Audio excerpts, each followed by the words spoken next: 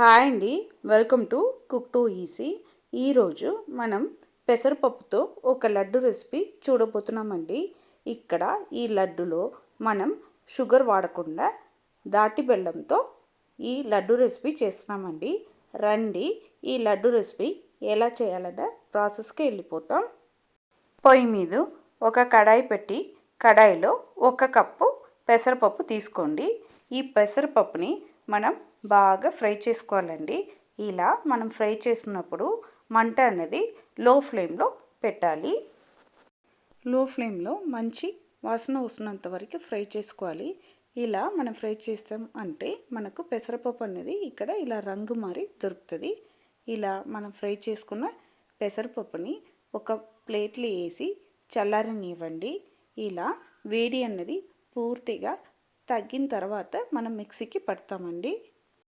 ఇలా చల్లారిన పెసరపప్పుని మిక్సీకి వేసి మెత్త పౌడర్ చేసుకోండి.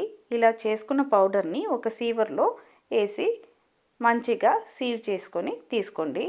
ఈ ప్రాసెస్ని మనం 2-3 టైమ్స్ మనం కంటిన్యూస్గా చేయాల్సి వస్తుందండి. ఎందుకంటే మనం ఇలా సీవ్ చేసినప్పుడు పైన ఇట్లా మనకు ఉండిపోతుంది. మళ్ళీ దీన్ని మిక్సీకి వేసి పౌడర్ చేసుకోవాలి. మళ్ళీ ఈ సీవింగ్ ప్రాసెస్ని చేయాలి. ఇలా 2-3 టైమ్స్ మనం చేసి తీసుకున్నామంటే మనకు ఇక్కడ పిండి అనేది మెత్తగా దొరుకుతుంది. మనం ఎక్కువ ఇది చేసుకోవాలన్నప్పుడు ఇలా ఫ్రై చేసి మిషన్లో ఇచ్చి కూడా మనం తీసుకోవచ్చు. ఇక్కడ మనకు లడ్డుకు స్వీట్నెస్ కోసం మనం ఇక్కడ దాటి బెల్లం వాడుతున్నామండి. నేనైతే ఇలా ఉన్నది 1 తీసుకుంటున్నా. ఈ దాటి బెల్లంని మనం పాకం చేసి ఆ పాకంని మనం పెసరపప్పు లడ్డుకు వాడుతున్నామండి. దానికోసం మనం తీసుకున్న దాటి బెల్లంని ఒక గిన్నెలో వేసి ఆ గిన్నెని పొయ్యి మీద వేసి ఒక 1/2 టంబ్లర్ అంతా వాటర్ పోయండి.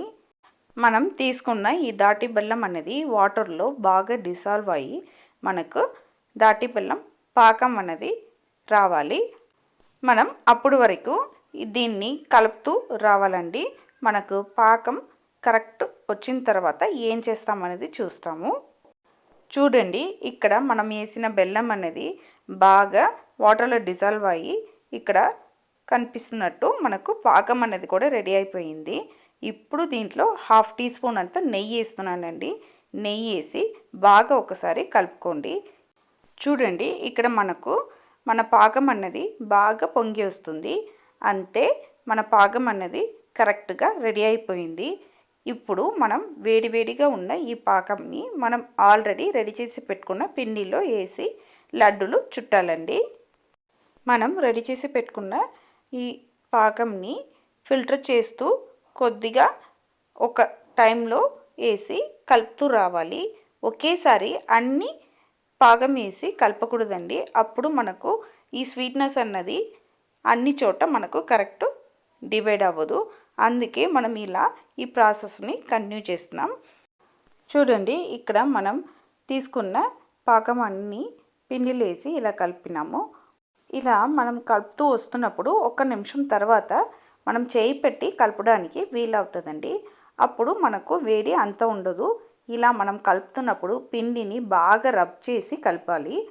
ఇలా కలిపిన తర్వాత లడ్డూలు చుట్టడమే అండి. అంతే, చాలా ఈజీగా మనం ఇక్కడ లడ్డు అన్నది చేసేసినాం. ఇక్కడ ఈ లడ్డు డబుల్ హెల్తీ అండి. పెసరపప్పుతో లడ్డు చేసినాం.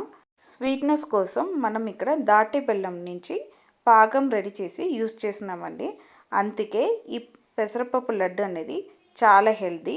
మీరు కూడా సేమ్ మెజర్మెంట్తో ఒక్కసారి ఇంట్లో ట్రై చేసి చూడండి. మీకు టేస్ట్ అనేది డిఫరెంట్ ఉంటుంది. అంతే అండి, సూపర్గా ఒక హెల్తీ రెసిపీ ఈరోజు చూసేసినాం. అంతే, మీకు ఈ పెసరపప్పు లడ్డు రెసిపీ నచ్చిందంటే కుక్ టు ఈజీ ఛానల్ని లైక్ చేయండి, షేర్ చేయండి, కామెంట్ చేయండి. తప్పకుండా కుక్ టు ఈజీ ఛానల్ని సబ్స్క్రైబ్ చేయండి. బాయ్ అండి.